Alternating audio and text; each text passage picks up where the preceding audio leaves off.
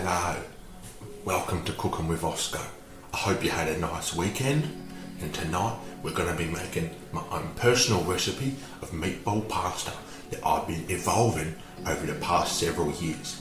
Let's take a look at the ingredients. Now the meatballs I picked were 3 days past their due date. I prefer just to call it ripe. They're here in a bowl with some chopped onions underneath because that's what will be first going in. After the meatball and onions, I'm going to put in a carrot and a zucchini. The carrot you want to chop as finely as possible, and the zucchini in slightly bigger chunks. When the sauce is done, all ingredients except for the zucchini, mushrooms and meatballs should be basically indiscernible from the rest of the sauce. Over here I've got some mushrooms I've cut up. There's some beef stock, Italian herbs. Make sure you got loads of this because I'm going to use heaps. I'll be dicing one tomato. Yes, I do also use a classic sauce. I just like to have a juicy tomato in there as well. Over here, this stuff will be going in towards the end. So we got some kale and baby spinach that I'll be shredding up just a little bit for some extra healthy stuff. And then some sour cream and cheese to really smoothen and thicken it up. And of course, I got some garlic bread and the pasta itself. Now, let's get your wok going.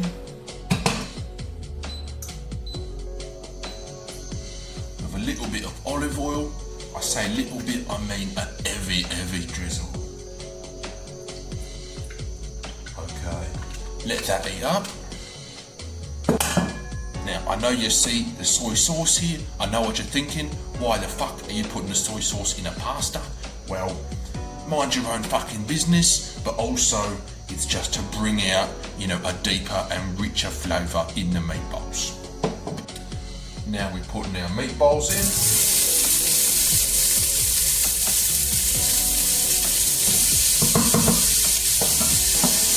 Bit of soy sauce.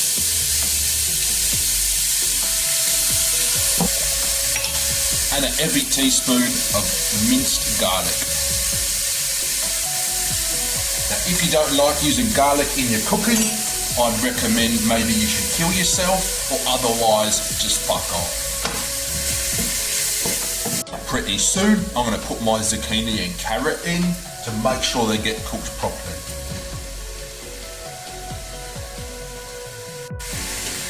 And a lot of fucking pepper.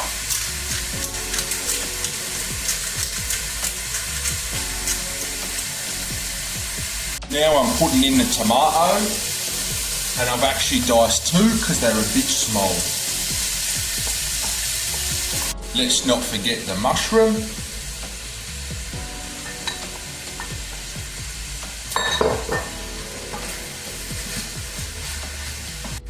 Once that's been cooking for a bit, it's time to put in the base sauce and some herbs. Where the fuck have I put the herbs? Right here under my big nose. Now, I've got my stock. I'm going to put a bit more garlic in.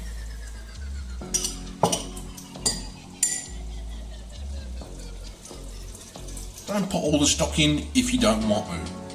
Just see how it goes. Because now is also the perfect time to put in some wine.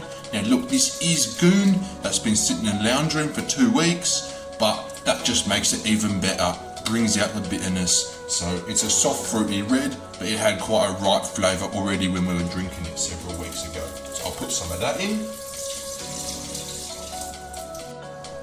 Now I'm going to put the kale and spinach in that I've chopped up nicely. And this is also the perfect time to preheat your oven to 200 degrees for the garlic bread. So after a while, it's starting to look quite nice. I've put in the spinach and the kale, and it's time for the sour cream. Big spoonful, put that in, put a little bit more, and then the cheese. I'm just going to break it up with my hands and put it around. Find out if the pasta's done.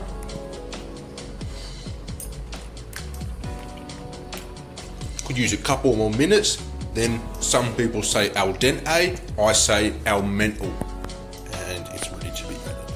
I don't know why the sauce looks like shit in this camera, it looks kind of like puke, but I assure you in real life it looks fucking amazing.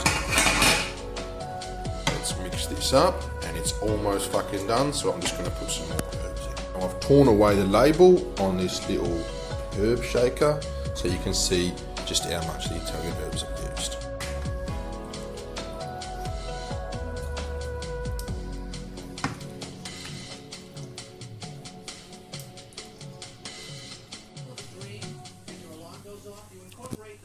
Merry fucking Christmas. Thank you, Santa. See you guys next time.